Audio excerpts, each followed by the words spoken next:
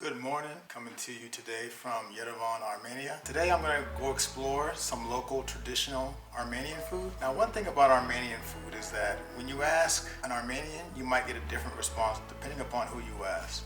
There seems to be two different distinct cuisines within the country, and also there seems to be quite a number of different responses due to the fact of just recent geopolitical history. So you have the Armenian genocide, which happened in 1915. You have the diaspora that happened after that. You have the USSR invasion, and you have the kind of collectivization of a lot of the farmland here during like the 70s and the 80s. Today we're going to go explore some Western Armenian food, try to dive a little bit deeper into understanding the distinction between Western and Eastern Armenian food. Come with me and let's go eat.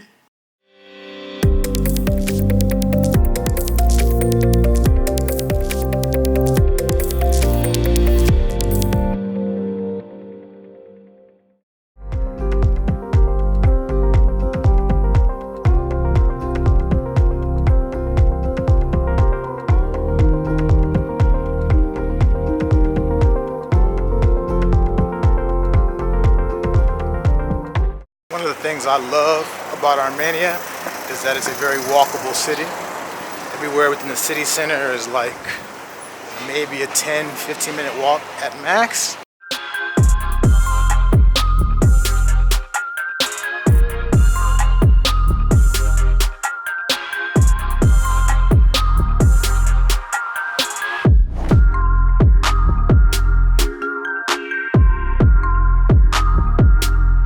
We are now at a restaurant called Chez Harach.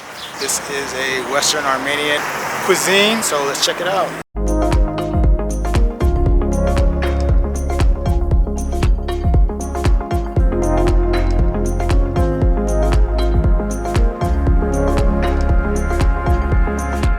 First dish we have here is a dish called kufta. What I see right now is I see onion, it's a little bit of parsley. Looks to be a cutlet. Looks like it's deep fried.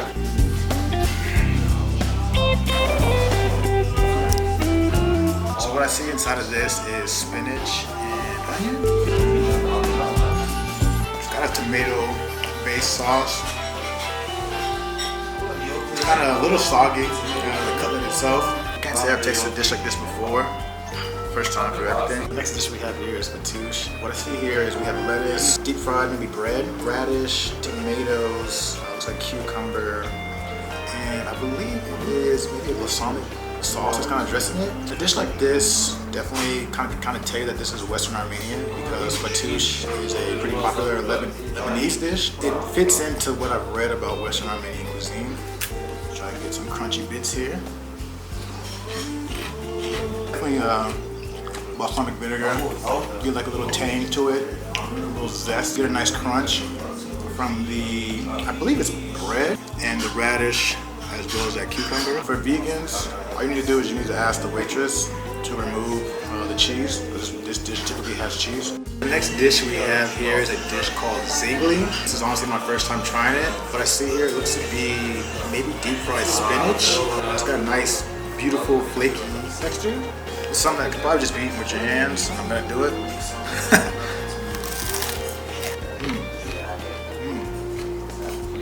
It's extremely crunchy. The more you chew into it, the deeper the aroma of the spinach starts to manifest itself. It's a little bit greasy, very savory dish. This is not something you might not find on the menu, so definitely ask for it.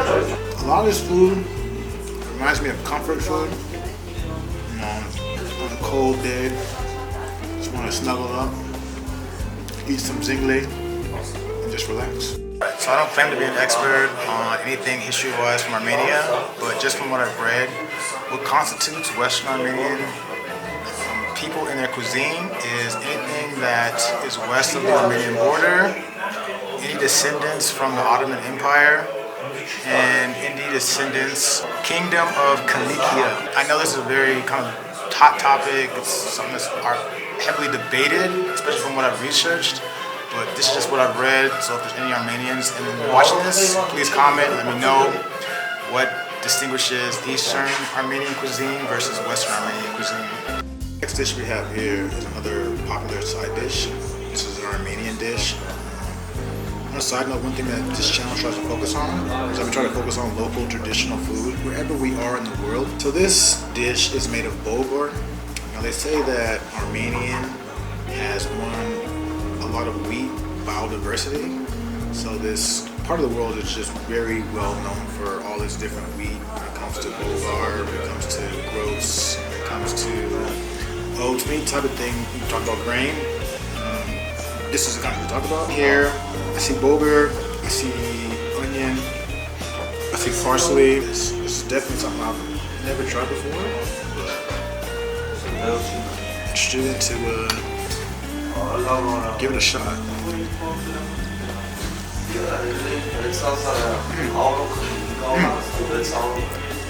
So that balsamic vinegar really brings out the flavor in this dish. You get a nice crunch from the onions. The bulgur itself is very fine and very granular, so it almost kind of reminds me like a little bit of almost like pudding, porridge type texture.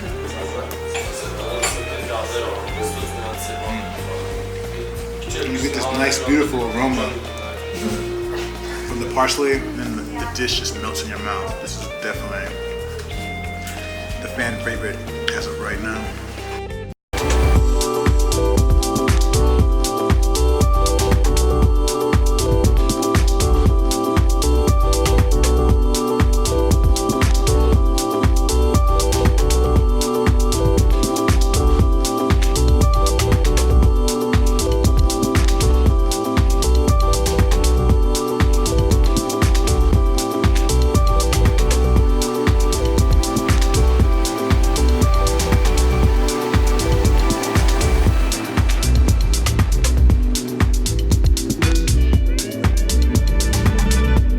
So just finished at the restaurant, Chez Harach. My favorite dish was the ich, which was the bulgur mixed with onions and parsley. It was just nice and savory. Altogether, that actually meal was only $13 US. It was about 6,800 dram. Very affordable, very high quality. It's definitely a Western Armenian dish restaurant that I would recommend. So next up, we're gonna go try to find another Western Armenian restaurant. I think it's called Enib.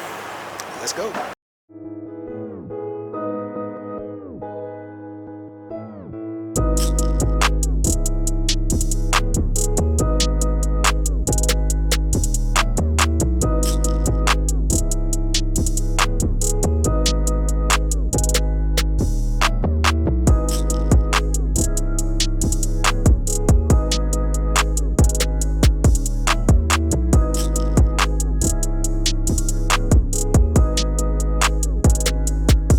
We are here at a restaurant called Antib. The first thing I got here today is a lentil soup.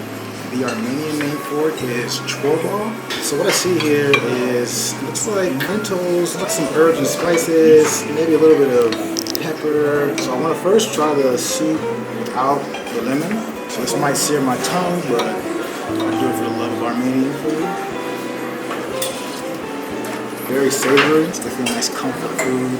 It's a cold day, you want to snuggle up, watch a movie, chew on some lentil soup. Watching some others in the restaurant and talking with some Armenians, what you want to do is break a lot of this lavash bread and kind of dump it into the soup. So I'm going to go ahead and do that. It's going to get really messy, but oh well.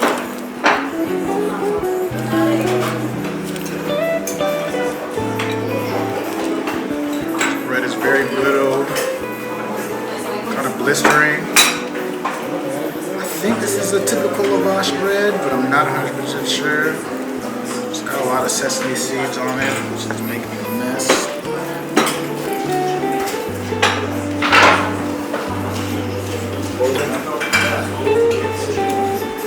Soak these bread pieces up, get them nice and wet. It's like taking the kids to the pool. Bread adds a nice dimension to this dish. I like how the bread soaks up a lot of that soup. And also this lemon is starting to kind of bring out a lot more of those herbs, making them a little bit more pronounced with each bite. I'll go ahead and plate up. We got some tabbouleh here. I'm not 100% sure the name of this dish. Rice. And I got some pickles here. We got peppers, carrot, and tomatoes.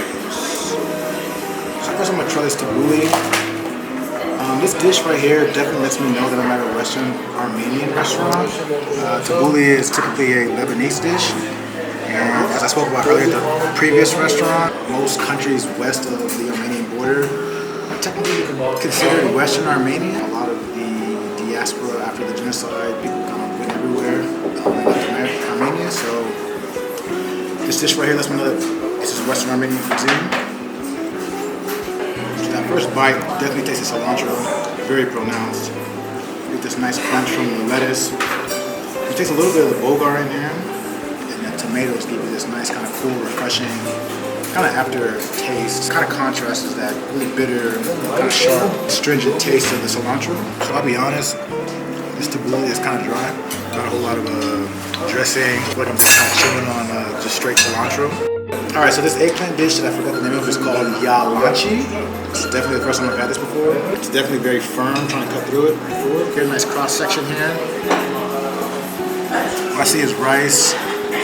Looks like there's wraps and maybe a cabbage leaf. Some tomato puree in the middle. And maybe eggplant. Let's give this a shot. The rice is very doughy. It's a little bit cold. Got a little bit of kind of marinara taste to it. It definitely reminds me of like a doma. Here the doma has meat.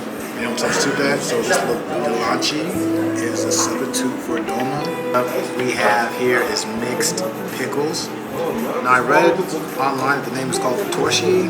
I don't know, Armenians let me know if it's the Armenian name of this dish. What we have here is we have tomatoes, looks like radish, and some peppers. Now I know I had pickles in Georgia, and this fermented pickles are kind of a popular dish in this region of the world. Let's go and try the tomatoes out first. Radishes can kind of have a very bitter taste to it and might kind of screw up your palate, so I'm going to save that for last.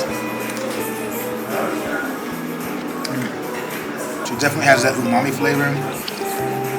A little bit briny, a little vinegary. It's got a nice crunch to it. So next here we got the pepper. I don't know if it's gonna be spicy or not, but let's find out.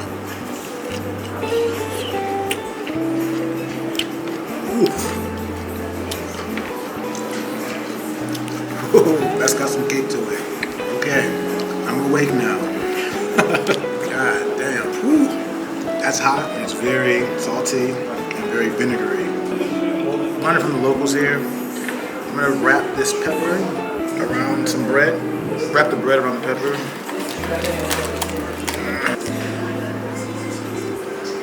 Make a nice little pepper sandwich. It definitely tones down their initial kick. Two totally different kind of flavors. Right, that's very spicy, kind of fermented, very vinegary pepper. With the bread that's kind of just really doughy, kind of brittle, and more on the savory side. But not bad. Try this radish. It's got a beautiful color to it. Very crunchy, very briny. Got an umami flavor to it.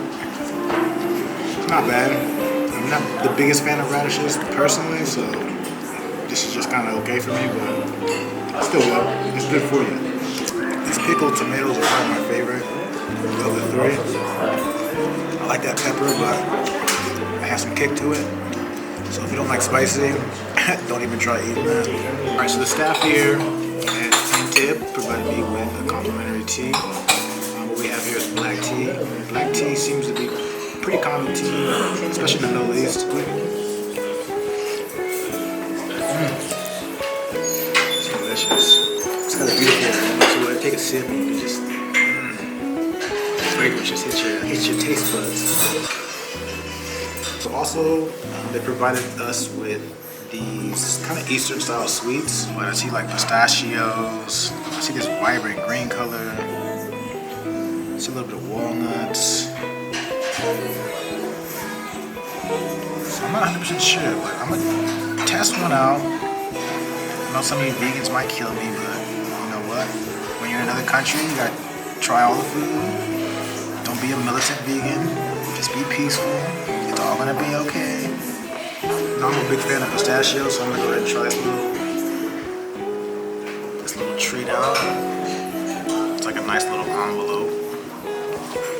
Pistachios in it as a surprise. The pistachio is very strong, very nutty, very chewy. The drinks coming.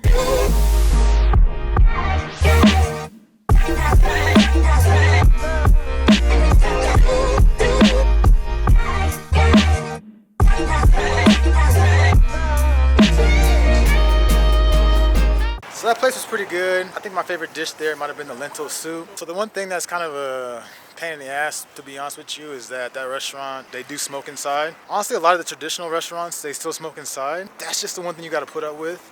I mean, for some people who smoke cigarettes, you'll have a great time because you can smoke and eat.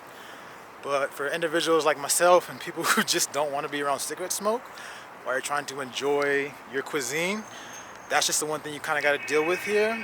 Armenians are kind of working on laws to try to stop that, but you know, as of 2019, there's still smoke inside. So that right there was kind of an example of Western Armenian cuisine. If there's any other Western Armenian restaurants that you guys know of, any of my viewers, please write in the comments, let me know. With that, I'm gonna probably call it a night, head back to my Airbnb. If you haven't subscribed, please do. Leave a comment, let me know what you think. It's still a brand new channel, so I'm trying to work out the kinks. And until next time, continue eating.